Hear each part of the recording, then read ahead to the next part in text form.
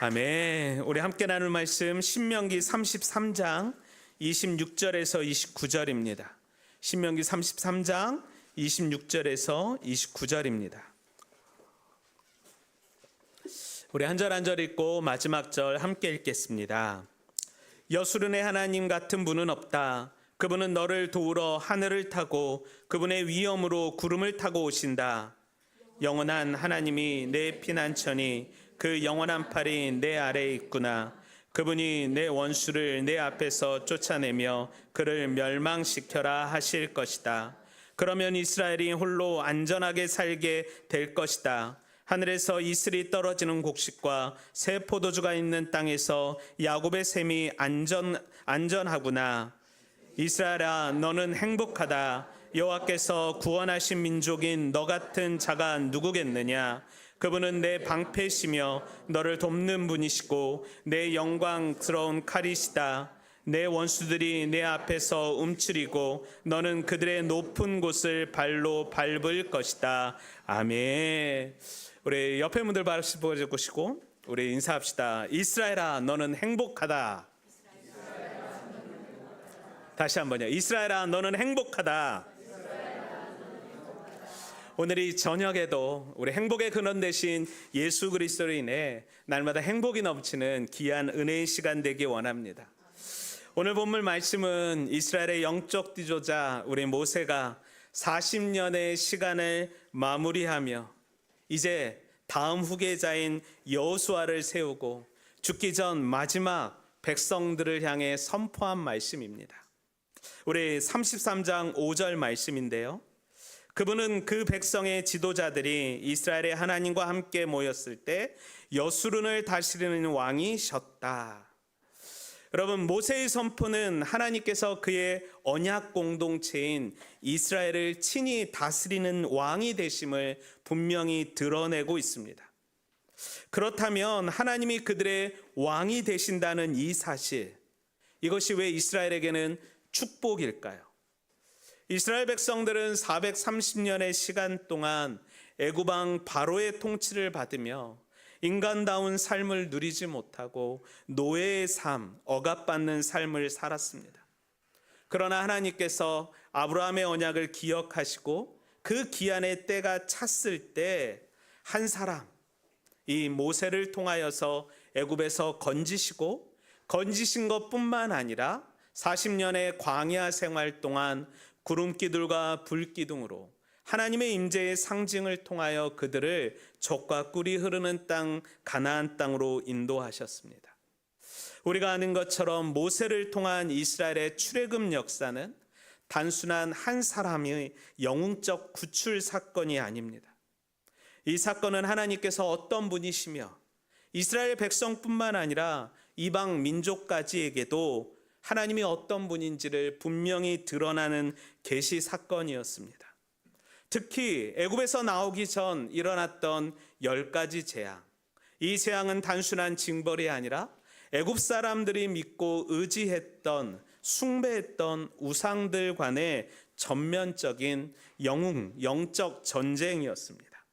그래서 이 재앙을 통하여서 하나님이 누구신지, 하나님이 어떤 분인지, 우리가 어디에 집중해야 하는지를 알게 했고 애굽의 신들이 헛되고 허무하며 무력한 존재임을 드러난 사건이 바로 이 10가지 재앙, 10가지 기적 사건입니다. 그리고 홍해 사건을 가르친 하나님의 구원의 절정 사건을 이스라엘 백성들에게 만족하고 느끼게 하십니다. 이스라엘 백성들의 출애굽 과정, 하나님께서는 이스라엘뿐만 아니라 애굽 사람들에게도 하나님이 전능하심과 완전하심을 드러난 사건이었고요. 오직 참 여호와만이 하나님이심을 나타내셨습니다.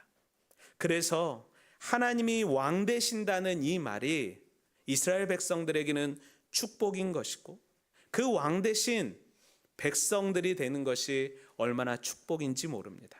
우리가 고백했던 우리의 정체성이 누구라고요? 우리는 하나님의 백성이라고요. 이 모든 일련의 과정들을 제가 한 3분여에 걸쳐서 430년의 노예 생활, 40년의 광야 생활을 이끌어갔던 이 이스라엘 백성들의 왕이 하나님이심을 고백한 자가 모세였고, 그 모세로 하여금 우리가 참 행복한 존재구나. 광야길을 걸었지만 430년의 노예 생활을 했지만 우리의 왕이 한없이 무너지는 세속의 왕인 아닌 영원한 무한한 우리 무소부재한 하나님이시구나, 그것을 느끼게 하는 과정이었고, 오늘 이 수요 저녁에 우리가 그분을 찬양하고 예배하는 것이 진정한 기쁨이고 감사일 줄 믿습니다. 아멘. 제가 더 크게 해야죠. 아멘.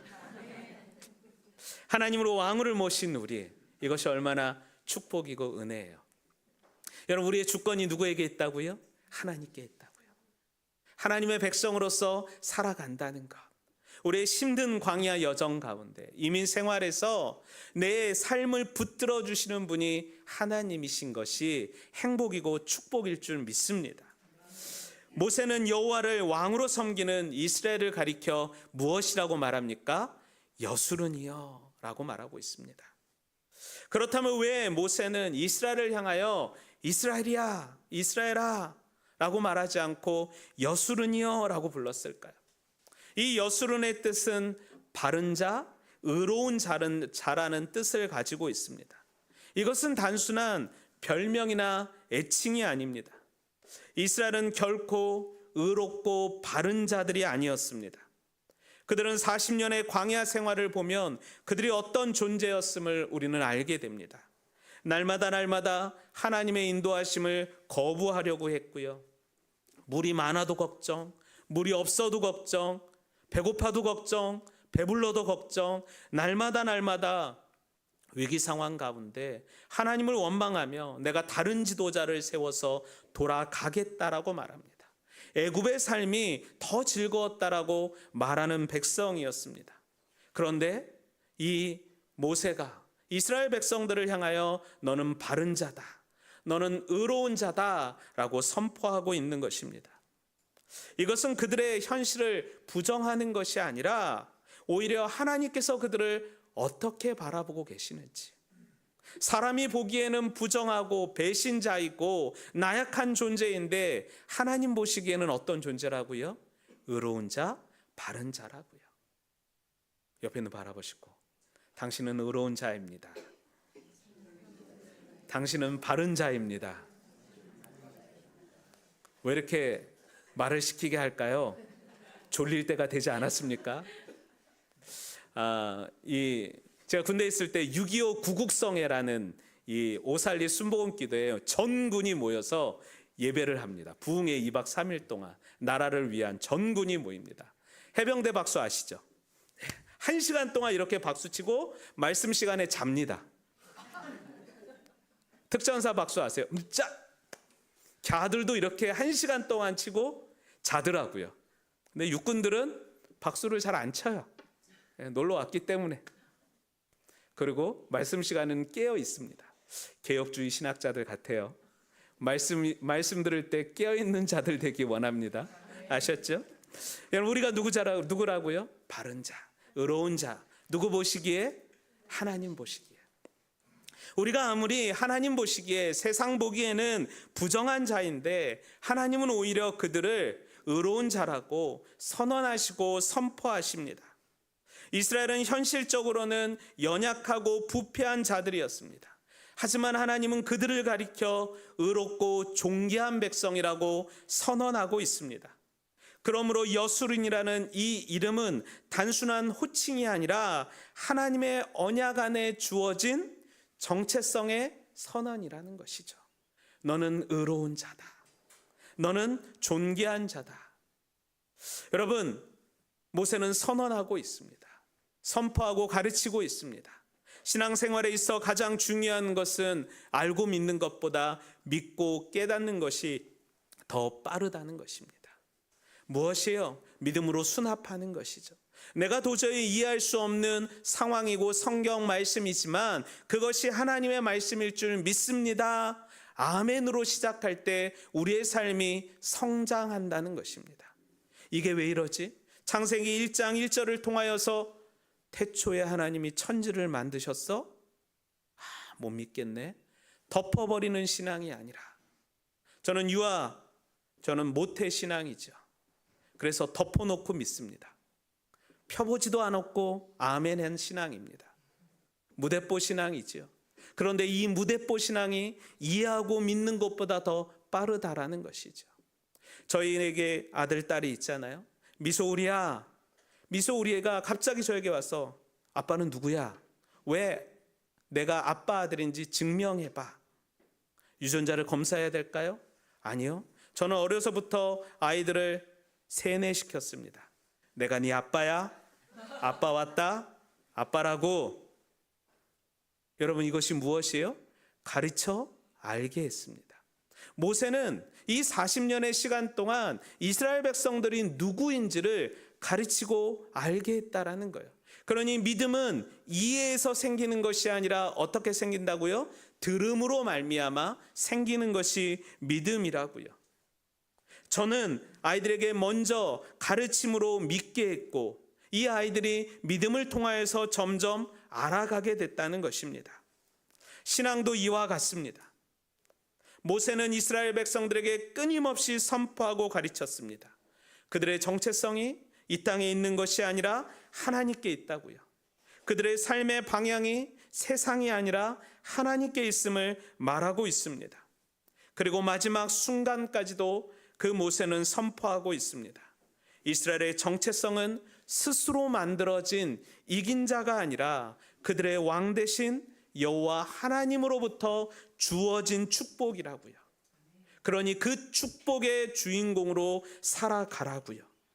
그들의 삶은 노예의 삶, 종살이의 삶, 떠돌이 나그네의 삶이었습니다. 하지만 하나님이 그를 택하시고 기억하시고 애굽에서 불러주셨습니다. 단순한 민족이 아니라 단순한 소수 민족이 아니라 하나님께서 부르신 백성이라는 것이죠. 그래서 깨닫게 하시고 그들의 삶 가운데 그들의 왕이 누구인지를 알게 하셨습니다. 그들의 왕 대신 여호와 하나님께서 무엇이라 선포하신다고요? 너는 여수른이라고요. 너는 의로운 자라고요. 너는 온전한 자라고요. 매일 앞에 거울을 통하여서 내 외모를 체크하며 부족한 모습을 발견할 때가 있습니다. 말씀을 통하여서 내 삶의 부족한 부분만 나올 때가 있습니다. 하지만 그 말씀 가운데 역사하시는 하나님께서 너는 완벽한 자라고, 너는 온전한 자라고, 너는 특별한 내 자녀임을 말하고 있습니다. 이것이 바로 기독교 신학에서 말하는 칭의입니다. 칭의가 무엇이에요? 하나님께서 의롭다고 선언하신 법적 선언이라는 것이죠. 우리의 공로와 우리의 업적이 아니라 의롭게 된 자, 그것이 은혜이고 축복이고 하나님의 선물입니다. 그러니 자랑할 것도 없고 내세울 것도 없는 것이지요. 여수린이라는 이 말, 재 많고 연약한 백성들을 향한 하나님의 은혜의 이름이고 언약의 선언인 것이죠. 우리의 이름도 바뀌었잖아요. 뭘로 바뀌었어요? 성도. 모든 사람이 크리스찬, 성도. 성도가 무엇이에요? 그리스도의 도를 따라 살아가는 사람. 제 앞에 먼저 목사, 김장인이 아니라 성도. 하나님의 도를 따라가는 사람. 그러니 왜 내 집사인데 집사라 안 불러주고 권사인데 권사라 안 불러주냐고 억울해하지 마시고 섭섭해하지 마시고 무슨 이름이 가장 좋대요? 성도. 성도가 무슨 뜻이라고요? 주님의 도를 따라가는 사람, 말씀의 도를 붙잡고 살아가는 사람이 성도라고요. 그러니 얼마나 존귀한 이름 아니겠습니까? 그래서 저도 마지막 인생 마침표 찍는 날 우리 아이들한테 목사 김장인 쓰지 말고 성도 김장인이라고 써라. 알았죠? 네. 갑자기 뜨끔했나 봅니다. 우리의 의로움이 우리의 것이 아니라 누구의 선물이라고요? 하나님의 선물이라고요. 여수른이라는 이 이름, 정죄로 끝내시는 것이 아니라 은혜 가운데 새로워질 모습을 기대하고 소망하며 하나님께서 우리를 그렇게 부르셨다라는 거예요. 세상의 기준으로 보면 우리는 여전히 연약합니다. 그러나 하나님이 사용하시면 작은 돌 하나로 골리앗을 무너뜨리기도 하고, 정말로 함성 하나로 여리고 성이 무너지는 역사를 경험하게 되는 것이죠. 그러므로 이스라엘이 여수른이 되었다는 것은 죄인을 의롭게 하시는 하나님의 선언으로 새롭게 태어났다는 것입니다. 올 여름 슈퍼 엘니뇨의 영향으로 무지하게 더울 거라고 말합니다. 그로 인해 전기 요금도 변화가 있을 것이라는 정보가 있습니다. 특별히 시간대에 따라 다르대요. 그래서 사람들이 많이 쓰는 오후 정도에 전기비가 많이 올라가고, 그 다음에 아침 저녁으로는 좀 내려간다고 합니다. 그러니 세탁기는 언제 돌려야 돼요? 아침 저녁으로 돌리랍니다. 어디서 알려줬냐면 캐나다 하이드로에서 알려줬습니다. 이 정보를 주는 이유가 무엇입니까? 정보를 깨달으라고요? 아니요, 삶의 패턴을 바꾸라고요. 어디서 많이 들어본 페이스북 광고죠? 60초만 들으면 캐나다에서 잘 살 수 있습니다. 여러분, 전기값이 상승합니다. 이 정보를 통하여서 우리의 삶의 패턴을 바꾸라는 것입니다. 이스라엘 백성들, 여수른이라고 불린 이 단순한 호칭이 아니라 여수른이라 불려졌을 때 우리의 삶의 모습들을 바꾸라는 것이죠. 나는 비록 죄인의 삶을 살아가지만 이제 예수 그리스도로 인해 나는 의인된 삶으로, 바른 삶으로, 정말로 하나님 앞에 온전한 삶으로 살아가겠습니다라고 다짐하며 살아가라는 것이죠. 힘과 능으로 살아가는 것이 아니라 은혜와 감사로 삶을 살아갈 때 비로소 우리는 여수론의 삶을 살아갈 수 있게 되는 것입니다. 그리고 모세는 이런 은혜를 받은 자들이 어떤 존재인지를, 어떤 삶을 누리는지를 선포하고 있습니다. 우리 29절 우리 다시 한번 한 목소리로 함께 읽겠습니다. 시작. 너는 행복하다.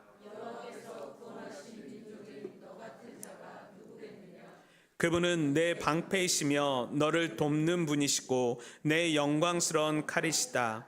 내 원수들이 내 앞에서 움츠리고 너는 그들의 높은 곳을 밟을 것이다. 아멘. 모세가 무엇이라고 불러요? 너는 행복한 자로구나. 그런데 여기서 한 가지 주목할 만한 사실이 있습니다. 지금까지 여수른이라고 불렀던 이 모세가 마지막 절에 이스라엘 백성들을 뭘라 다시 불러요? 여수른이 아닌 이스라엘아 라고 부르고 있습니다. 왜 그럴까요? 여수른은 하나님께서 바라보시는 은혜의 정체성입니다. 하지만 이스라엘은 현실 속에 살아가고 있는 하나님의 백성이었죠. 다시 말해 여수른은 하나님의 선언 콜링이었고요. 이스라엘은 우리의 현재 상태, 리얼리티의 삶에 대해 말하고 있습니다. 현실 속에서는 이스라엘은 여전히 연약하고 부족한 존재입니다. 하지만 이 부족한 존재들을 향하여 어떤 존재라고요? 행복한 존재라고요. 이 행복의 근원을 알게 될 때 우리가 어떤 존재로 바뀐다고요? 여술은 바른 존재, 의로운 존재로 살아갈 수 있다라고요. 부르심 속에서 하나님은 말씀하십니다. 하나님이 부르셨습니다. 너를 행복한 자라고요. 여전히 너의 삶 가운데 불행의 조건은 형편이 좋아서, 정말로 환경이 좋아서 행복을 누리는 것이 아니라 어디에 있든 어딜 가든 너는 여수른의 삶으로서 너의 부르심에 합당한 삶을 살아가라는 것입니다. 우리가 발 딛고 살아가는 이 땅은 불가능합니다. 우리가 발 딛고 살아가는 이 땅은 원망과 좌절뿐입니다. 하지만 좌절의 삶이 아니라 어떤 삶이요? 부르심에 합당한 삶으로 여수른의 삶을 소망하며 살아가는 것이 행복한 자, 하나님의 부르심에 마땅한 자임을 이야기하고 있는 것이죠. 그러므로 우리의 신앙은 부르심과 현실 가운데 살아가게 됩니다. 나는 여전히 이스라엘처럼 연약한 존재이지만 더불어 동시에 하나님 안에서 어떤 존재라고요? 바른 자, 의로운 자, 막강한 은혜를 경험할 수 있는 자로 하나님이 우리를 불러주셨다라는 거예요. 이 은혜를 아는 사람만이 참된 행복을 누리는 사람이라는 것이죠. 나는 부족한 이스라엘이지만 하나님이 나를 무엇으로 불러주셨다고요? 여수룬으로요. 내 현실은 상벌하지만 하나님의 선언에 따라 살아가는 백성들이 행복이고 은혜라고요. 이스라엘 백성들이 행복할 수 있었던 이유가 무엇이라고요? 하나님의 부르심을 받아 살아가는 존재이기 때문입니다. 이스라엘은 스스로 자유인이 될 수 없었던 존재였습니다. 하나님이 부르셨기에 그들은 자유인이 되었습니다. 하나님이 아브라함과의 약속을 기억하셨기에 4대 만에 그들의 땅으로 복귀할 수 있었습니다. 하나님이 기억하지 않았다면, 하나님이 부르시지 않았다면 그들은 여전히 불행하고 괴로운 삶을 살아갈 수 있었다는 것이죠. 막강한 애굽에서 탈출한다는 것, 한두 명이 아니라 장정 60만 명이 탈출한다는 것은 이해할 수도 정말로 해석이 안 되는 답입니다. 불가능합니다. 하지만 이스라엘의 왕이 누구시라고요? 여호와 하나님이시라고요. 불가능이 없는 그 하나님께서 왕 되셔서 이스라엘 백성들을 끌어내시니 이스라엘 백성들이 탈출할 수 있게 되었다는 것입니다. 그들이 행복할 수 있었던 이유는 하나님이 그들을 건져주셨기 때문입니다. 그 행복의 근원이 누구예요? 여호와 하나님이라고요. 이스라엘의 행복은 자신의 욕망 성취에 의한 결과가 아니라 자신의 존재를 완전히 바꾸신 노예에서 하나님의 백성으로 자유인으로 살아갈 수 있는 삶으로 바꾸신 즐거움이었고 행복이었습니다. 그렇다면 성경이 말하는 행복은 무엇일까요? 히브리어로 행복은 단순한 감정을 말하는 것이 아닙니다. 바른 길 위에 서 있는 복된 상태를 말합니다. 행복이 무엇이라고요? 바른 길 위에 서 있는 복된 상태. 이것은 시편 1편 1절과 정확히 연결이 됩니다.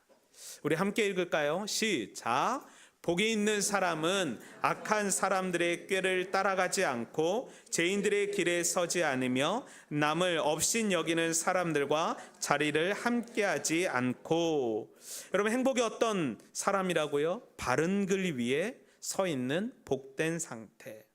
이 행복한 자로다라는 이 히브리어 원어와 복 있는 사람이라는 이 복의 원어가 여러분 같은 원어라는 것입니다. 복 있는 사람, 행복한 사람, 어떤 사람이라고요? 악인의 꾀를 따르지 아니하고 죄인의 길에 서지 아니하고 남을 엽신 여기지 않는 사람, 그들과 함께 서 있지 않는 사람, 하나님과의 바른 관계 속에 있으며 하나님의 인도하심을 따라 살아가는 상태가 바로 복, 행복의 사람, 복 있는 사람이라고요. 결국 성경이 말하는 행복은 하나님과의 바른 관계 속에서 하나님의 인도하심을 따라 살아가는 상태가 바로 행복이고 복을 누리는 사람이라는 것입니다. 하지만 하나님 안에서 누리는 행복은 여러분 세상과 다를 수 있습니다. 그것은 상황을 넘어서는 행복이기 때문입니다. 관계를 근거한 행복이고 하나님으로부터 오는 행복입니다. 그래서 우리는 고백해야 되죠. 나는 환경 때문에 행복한 사람이 아닙니다. 나는 가지고 있기 때문에 행복한 사람이 아니라 하나님 때문에 행복한 사람입니다. 고백해 볼까요? 나는 하나님 때문에 행복합니다. 진짜입니다. 나는 하나님 때문에 행복합니다. 하나님 때문에 행복한 우리를 하나님이 무엇이라 부르신다고요? 여수룬이라 부르신다고요. 그래서 하나씩 더 붙이세요. 여수룬 김장인, 여수룬 김미소, 여수룬 김우리.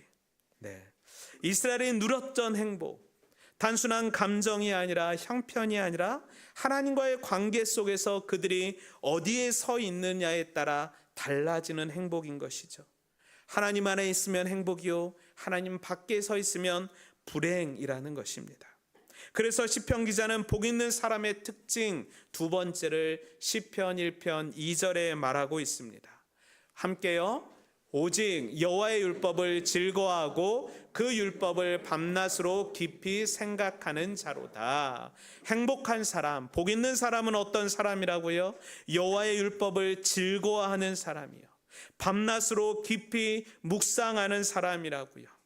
복 있는 자는 여호와의 율법으로 즐거워하는 자입니다. 그 율법에 매여 있는 자가 아니라 율법을 통하여 율법의 완성을 이루신, 사랑으로 완성을 이루신 예수님 때문에 즐거워하는 것이죠.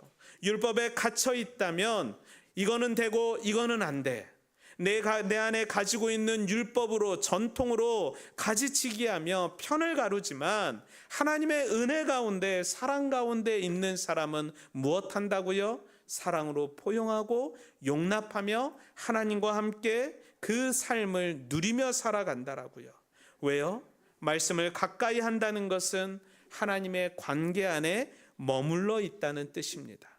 매일매일 성경 읽기를 통하여서 하나님을 알아가는 삶, 묵상을 통하여서 하나님의 뜻이 무엇인지 알아가는 삶, 고린도전서 2장 말씀, 2장과 3장 말씀을 통하여서 우리의 삶의 근원이 누구이고 우리의 기초가 누구인지 알아가는 삶, 이것이 행복한 자의 삶의 근원이라는 것이죠. 말씀을 가까이 한다는 것, 하나님과 관계를 맺고 하나님의 은혜 가운데 머물러 있는다는 것입니다. 그때 주어지는 복이 어떤 복이냐? 하나님의 보호하심과 하나님의 인도하심의 복이라는 것이죠. 이스라엘을 향한 하나님의 복은 결코 추상적이거나 피상적이지 않습니다. 구체적이고 명확하지요. 하나님이 어떤 분이라고요? 27절 말씀이요. 영원한 하나님이 내 피난처니 그 영원한 팔이 내 아래에 있구나. 그분이 내 원수를 내 앞에서 쫓아내며 멸망시켜라 하실 것이다. 의롭다 하심을 받은 여수론이 받은 축복이 무엇이라고요? 영원한 하나님께서 그들의 피난처 되신다고요.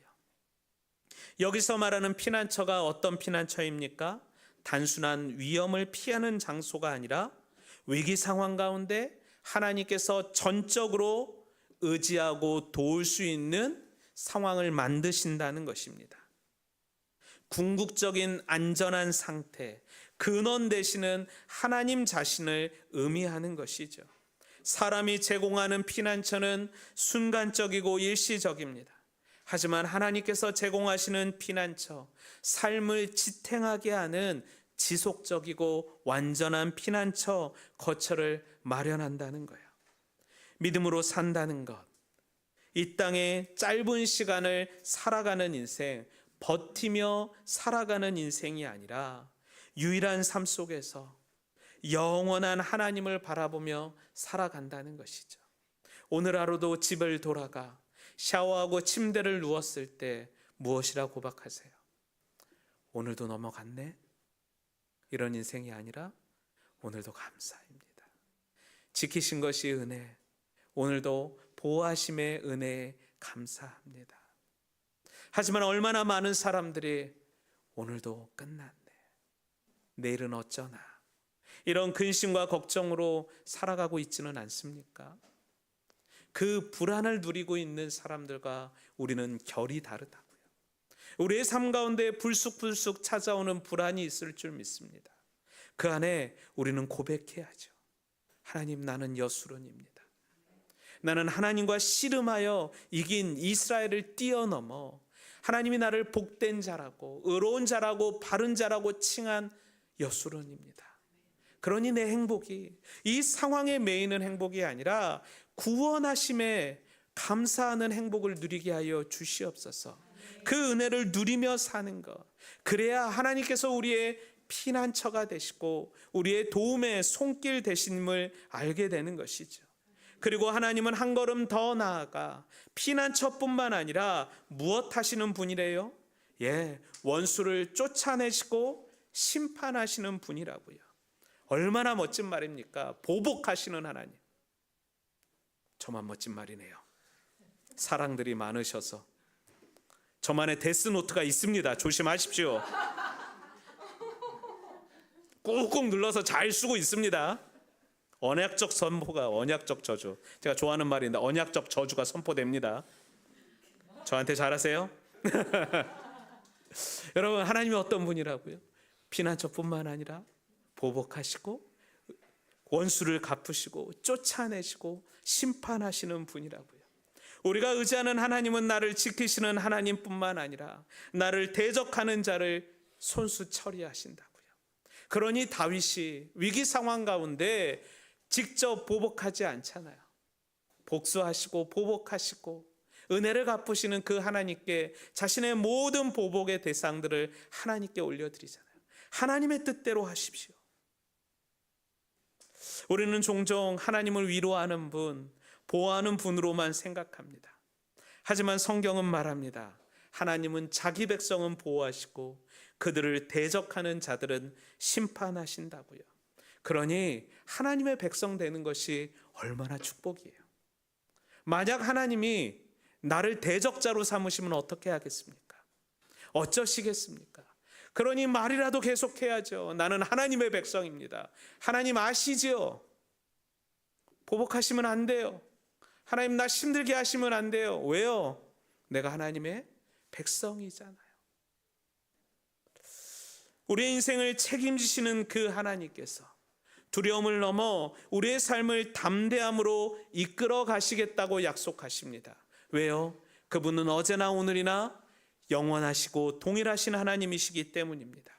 우리의 신앙의 환경을 이기는, 우리의 신앙은 환경을 이기는 방법을 배우는 것이 아니라 우리의 피난처가 누구인지를 알아가는 것입니다.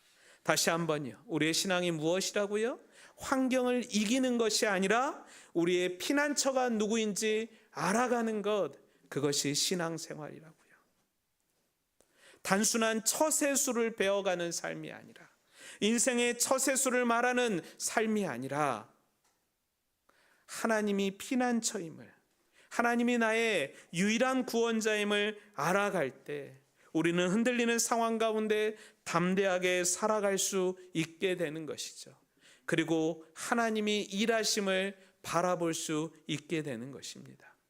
출애굽기 14장 14절 말씀입니다. 함께요. 시작.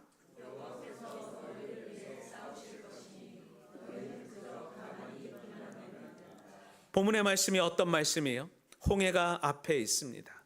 뒤에는 애굽의 군사들이 쫓아오고 있습니다. 어찌할 수 모르는 상황. 하나님께서 무엇이라 말씀하십니까? 가만히 있으라고요. 영원한 하나님의 소유된 백성들의 삶, 가만히 있으면 됩니다. 이 말은 아무것도 하지 말라는 말이 아닙니다. 무엇이에요? 내 힘으로 해결하지 말고 하나님의 뜻을 구하며 살아가라고요. 기도의 시간, 예배의 시간 가만히 계시잖아요. 얼마나 힘든 시간이에요. 신앙생활을 처음 하시는 분이 이 예배 시간이 너무 힘들다는 거예요. 나와 삶이 어울리지 않는 패턴들, 세상은 약육강식의 삶으로서 더더더의 삶을 살아가라고 말하는데 이 안에서는 사랑하라, 용서하라, 섬기라, 베풀라라고 말하니 내 삶과는 결이 다른 이 말씀을 우리는 계속 듣고 있는 거예요. 신앙생활 30년 하셨어요? 얼마나 많은 시간을 사랑하라, 용서하라, 베풀고 섬겨라, 예수님의 뜻대로 살아가라, 세상과 맞지 않는 결을 왜 우리는 듣고 아멘으로 화답하고 있습니까? 이것이 생명의 말씀이기에 믿기에 그런 것 아니겠습니까? 비록 지금은 적용이 안 된다 할지라도 하나님의 때에 하나님께서 그리하실 줄 믿습니다. 뒤돌아보면 은혜 아닙니까? 지금의 문제는 해결할 수 없는데 이 문제가 뒤돌아보니 아멘이라고, 뒤돌아보니 감사라고 고백하는 것, 그것이 하나님의 은혜 가운데 머물러 살아가는 삶 아닙니까? 하나님께서 택하신 백성들을 위해 대신 싸우고 계시기 때문에 우리에게는 무엇하라고요? 두려움 가운데 떨지 말고 믿음 가운데 평안한 삶을 누리라고요. 억지로 버티는 삶이 아니라 하나님을 신뢰하며 누리는 삶을 살아가라고요. 이것이 얼마나 힘든 일입니까? 내 앞에 발동에 불이 떨어졌는데 가만히 있으라고요. 하나님의 임재 앞에 머물러 있으라고요. 새벽 예배 나오십시오. 요 안에 있으면 새들이 그렇게 짹짹짹짹짹짹짹짹, 한국에서 들을 수 없는 새를 여기서 새소리들이 지금도 들어보세요. 들리세요? 들리시잖아요. 저희 앞에는 막 다람쥐들이 막 왔다 갔다, 제 사무실 앞에는 다람쥐들이 왔다 갔다 하고, 또 요즘 새끼들이 아니지, 토끼 새끼들이, 죄송합니다, 토끼들이 엄청 많아져 갖고 잡아먹지도 못하는 토끼들이 막 뛰어노는 모습들이 보이더라고요. 제가 부산에 있을 때는 해운대 앞바다가 쫙 보였는데 그 안에 멋있다 그랬는데 요즘은 새소리들이 칙칙칙칙. 여러분 무엇입니까? 하나님의 역사하심을 기다리라고요. 너희는 가만히 있으라. 하나님의 임재를 기다리라는 것이죠. 너희의 때가 아니라 하나님의 때를 기다리는 것, 그것이 행복의 시작일 줄 믿습니다. 내가 하면 서두르고 내가 하면 실수투성이지만 하나님이 하시면 가장 완벽한 방법으로 승리를 우리에게 허락하실 줄 믿습니다. 하나님이 싸우시는 것을 신뢰하는 삶, 그것이 바로 머무르는 삶, 기다리는 삶일 줄 믿습니다. 내가 붙드는 인생이 아니라 하나님께 붙들려 살아가는 인생, 그것이 행복을 누리는 삶일 줄 믿습니다. 행복은 누가 만드는 거예요? 내가 만드는 것이 아니라 이미 구원받은 백성에게 주신 하나님의 선물입니다. 그러니 구원의 또 다른 이름이 행복이고, 행복의 또 다른 이름이 무엇이에요? 구원이라고요. 신대원 1학년 때 설교학 시간에 우리 설교학 교수님이 항상 물으셨습니다. 워싱턴 중앙장로교회 류웅열 교수님인데요. 그분도 경상도 사람이거든요. 우리 사랑하는 후배 여러분들 행복하십니까? 화요일 오전 9시 수업이었습니다. 화요일 새벽에 이제 학교로 양질에 들어가서 이제 수업을 받는데 피곤해지는데 이분이 꼭 우리 사랑하는 후배 전도사님들 행복하십니까? 행복 안 한대. 어떻게 행복할 수 있어요? 그러면 어떤 전도사님은 너는 행복하지 않은데요? 저한테도 행복하십니까? 아직이요. 아직 총각이라 행복하지 않습니다. 매번 물으면 저는 행복하지 않다라고 얘기했습니다. 그런데 어느 날 교수님이 말씀하시더라고요. 왜 행복의 근원을 상황에서 찾냐고. 말씀을 소유한 자가 행복하지 않으면 어떻게 그 행복의 근원을 누군가에게 전할 수 있겠냐고요. 우리는 상황의 행복을 찾는 사람이 아니라 말씀 가운데 행복을 찾는 사람이라고. 우리를 구원하심에 얼마나 감사하고 행복한데 그 행복을 누리지 못하냐고. 아직도 결혼 못했다고 좌절하냐고. 30세 주여 어떤 자매입니까? 자꾸 기다리라 하시니 어느 순간 나타나서 이제 10월에 결혼하고 이제 행복합니다. 또 다른 행복이 있더라고요.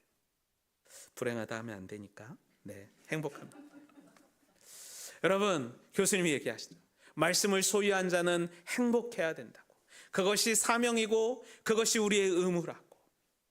그러니 우리 사역자들은 행복합니다. 밴쿠버 온누리교회에 있으니 행복하고 말씀을 전할 수 있어 행복합니다. 우리 순장님들 행복하시죠? 우리 교사 선생님들 행복하시죠? 우리 엄마 아빠들 행복하시죠? 아멘이 별로 없으셔서. 우리 순장님들 행복하시죠? 교사 선생님들 행복하시죠?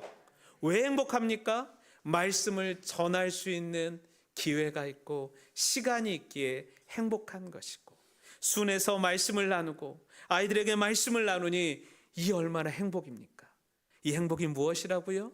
구원을 전하는 기쁨이고 구원받은 삶의, 구원받은 자의 삶의 은혜라고요.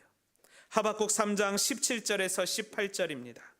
비록 무화과 나무가 무성하지 못하며 포도나무에 열매가 없으며 감람나무에 소출이 없으며 밭에 먹을 것이 없으며 우리의 양이 없으며 외양간에 소가 없을지라도 나는 여호와로 말미암아 즐거워하며 나의 구원의 하나님으로 말미암아 기뻐하리로다. 우리가 기뻐할 수 있는 근원이 누구라고요?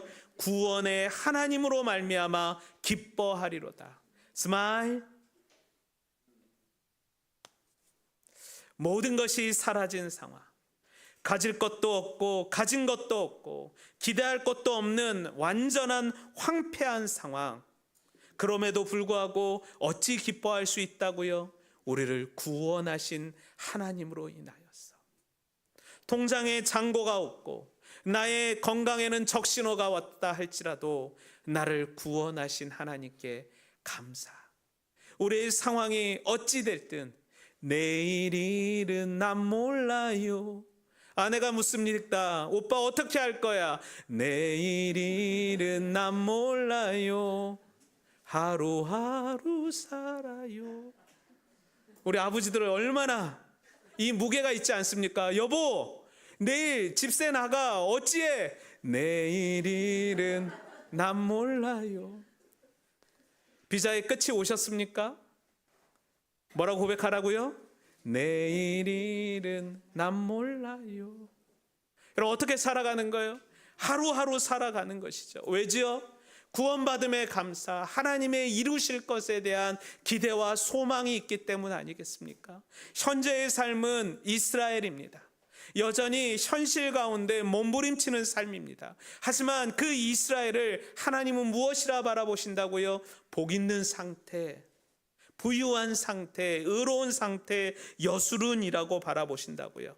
나를 원수 삼지 아니하시고 나를 자녀 삼으시고 나를 백성 삼으셔서 나의 가운데 상황의 풍부함이 아니라 하나님 한 분만으로 만족할 수 있는 인생으로 만드셨다고요. 우리가 왜 행복하지 않습니까? 우리의 삶이 끝나지 않았기 때문입니다. 내 삶이 끝나야 예수님께서 시작하십니다. 예수님이 시작하셔야 비로소 우리의 삶에 구원의 기쁨, 감사를 누릴 수 있게 되는 것이지요. 고린도전서가 그렇게 말하는 것 아닙니까? 사도 바울이 이제 고린도 교회에게 너희에게 젖으로는 먹이고 단단한 음식으로는 먹지 못하였다. 무엇이라고요? 복음의 기초는 알고 있는데 이 삶 가운데 머무는 인생을 살아가니 여전히 나약한 인생, 빈곤한 삶을 살아가고 있다고요. 말씀을 받은 자가 이 받은 삶을 누리며 살아가는 것이죠. 우리는 예배 끝나고 다시 현실의 삶으로 들어갑니다. 여전히 바뀌지 않습니다. 신앙은 무엇이라고요? 삶을 바꾸는 것이 아니라 하나님을 내 삶 가운데 모심으로 내 삶의 변화를 이루는 것이라고요. 하나님이 어떤 분인지 하나님을 알아감으로써 내 삶의 풍족함을 누리는 것이라고요. 돈이 주는 행복함이 있습니까? 이렇게 얘기했더니 부자 어떤 집사님이 조용히 찾아와서 없어서 모르시지만 있으면 충분히 압니다. 자꾸 목사님들이 없어서 돈이 없으면 돈이 뭘 행복을 주냐고 말하는데 있으면 행복합니다. 못하는 게 없습니다. 내 말 안 하면 모든 것들이 해결됩니다 말하는데 요즘 기도를 그렇게 하더라. 나도 그 간증을 경험하고 싶다고요. 하나님 저에게도 한 번만 기회를 허락하셔서 그 은혜를 경험한다면 더 열심히 살아가겠다고 말하는데 넘어가겠습니다. 여수른이 어떤 사람이라고요? 부름받은 자의 삶이라고요. 구원받은 백성이 누리는 기쁨. 이 기쁨은 여러분 상황의 기쁨이 아니라 받은 은혜의 기쁨이라고요. 그렇다면 하나님의 대적이 아닌 하나님의 백성된 삶은 어떤 삶일까요? 28절입니다. 함께요. 그러면 이스라엘이 홀로 안전하게 살게 될 것이다. 하늘에서 이슬이 떨어지는 곡식과 새 포도주가 있는 땅에서 야곱의 샘이 안전하구나. 하나님의 백성된 자의 삶, 다른 것에 의존하지 않고 하나님 안에서 안전히 거하며 그 안에 하나님의 풍족함으로 풍성함을 누리는 삶. 홀로 산다는 말은 외롭게 산다는 말이 아닙니다.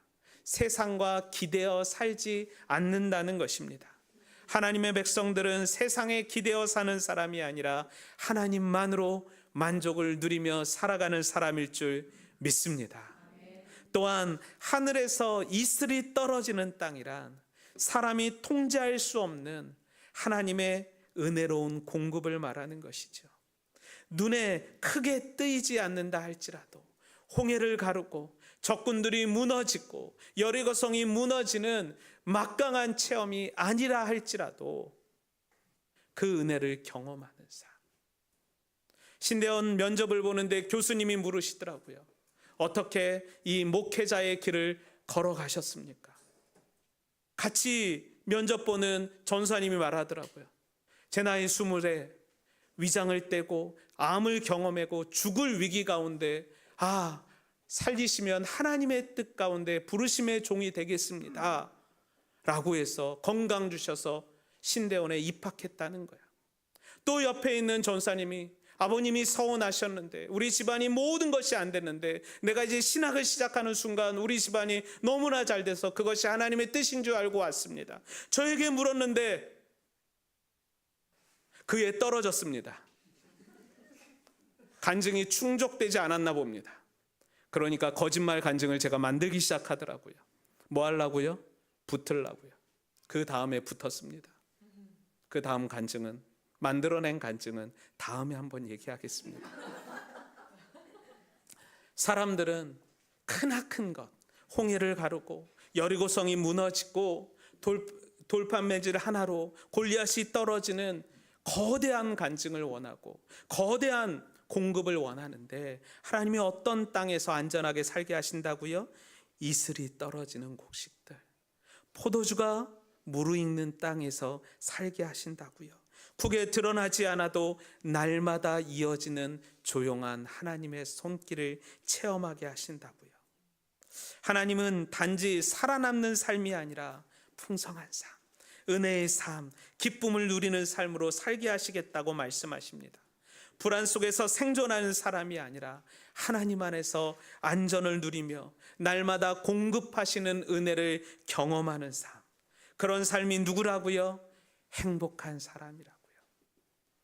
날마다 누리는 기쁨, 이 기쁨을 여러분들도 누리시길 소망하고 축복합니다. 우리 다시 한번 29절을 우리 소리내어서 우리 함께 읽어보겠습니다. 시작. 이스라엘아, 너는 행복하다. 여호와께서 구원하신 민족인 너 같은 자가 누구겠느냐? 그분은 내 방패이시며 너를 돕는 분이시고 내 영광스러운 칼이시다. 내 원수들이 내 앞에서 움츠리고 너는 그들의 높은 곳을 발로 밟을 것이다. 하나님께서 주신 구원의 또 다른 이름이 무엇이라고요? 행복이라고요. 이 행복은 상황이 주는 것이 아니라 하나님께서 주신 축복이고 은혜일 줄 믿습니다. 그러므로 우리의 삶은 이 행복을 누리고 경험하고 증거하는 삶입니다. 오늘도 내 힘으로 버티는 인생이 아니라 하나님의 은혜 가운데 머무르는 삶, 하나님의 말씀으로 행복을 발견하는 삶 살길 축복합니다. 오늘 이 시간 우리 1분 정도 묵상으로 기도하실 때 하나님, 내 삶의 행복, 예수 그리스도로 얻어지는 그 행복 잊고 살았다면, 상황으로 얻어지는 행복만 추구하며 살았다면 하나님 용서하여 주시고 하나님으로 인하여 즐거움을 찾을 수 있게 하여 주시옵소서. 우리 조용히 1분 정도 묵상하러 기도하겠습니다. 기도합시다. 할렐루야. 하나님 아버지 감사합니다. 하나님, 우리의 피난처 되신 예수 그리스도를 알아가기 원합니다. 우리의 구원자 되신 하나님을 알아가기 원합니다. 하나님, 우리의 희망과 우리의 소망 되신 하나님을 찬양합니다. 아버지, 우리의 모든 삶 하나님께 있습니다. 아버지, 우리의 모든 삶 주님께 있습니다. 아버지, 나의 나된 것 하나님의 은혜인데 아버지, 그 은혜를 누리지 못하고 아버지 날마다 갈망하며 아버지 세상 것을 향해 달려가는 내 인생 아버지 붙잡아 주실 줄 믿습니다. 하나님의 뜻을 구할 줄 믿습니다. 내가 먼저 서두르며 아버지, 내가 먼저 갈구하는 인생이 아니라 하나님께 붙잡히며 살아갈 수 있게 하여 주시옵소서. 나의 행복의 근원이신 예수 그리스도를 붙잡고 살아가기 원합니다. 아버지, 그리함으로 주 안에 있을 때 말씀을 묵상하고 아버지 주야로 하나님 앞에 나아갈 때 아버지 기쁨 허락하여 주실 줄 믿습니다. 아버지, 내 삶 가운데 소망되어 주시옵소서. 아버지, 환난 가운데 힘되시고 소망되신 하나님을 찬양합니다. 할렐루야, 할렐루야. 하나님 아버지 믿습니다. 아버지, 붙잡아 주시옵소서. 은혜로 채워 주시옵소서. 아버지, 독떠지는 우리의 신앙이 아버지 독떠 상황을 극복하고 상황을 바꾸는 것이 아니라 하나님의 은혜 가운데 머무르는 것이 아버지 신앙임을 알아갈 수 있게 하여 주시옵소서. 할렐루야, 할렐루야. 하나님 아버지, 아버지, 아버지, 아버지. 우리 함께 찬양으로 고백합시다. 하나님은 우리의 피난처 되십니다. 우리의 힘과 도움과 방패이십니다. 하나님의 백성, 하나님 여수르니 이곳에 있습니다. 나를 새롭게 하여 주시고 나를 붙들어 주시옵시고 세상의 즐거움이 아니라 하나님 안에서 행복을 다시 한번 발견하고 체험하고 전할 수 있게 하여 주시옵소서. 우리 결단하고 다짐하며 찬양합시다.